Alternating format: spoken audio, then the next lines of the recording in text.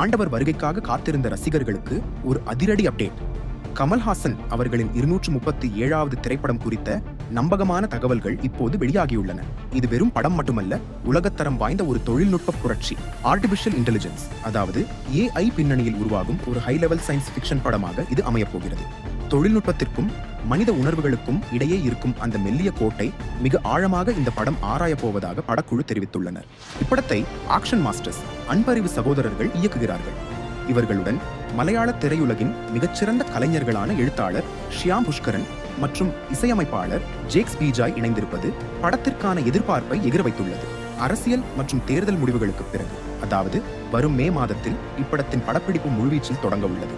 Hollywood தரத்திலான மேக்கிங்கில் ஆண்டவரின் திரைப்பயணத்தில் இது மற்றொரு மைல்கல்லாக இருக்கும் என்பதில் சந்தேகமே இல்லை. தொழில்நுட்பத்தின் உச்சத்தையும் உணர்வுகளின் ஆழத்தையும் கமல்ஹாசன் அவர்கள் எப்படி வெளிப்படுத்தப் போகிறார்? காத்திருப்போம் இந்த விஸ்வரூப தரிசனத்திற்காக.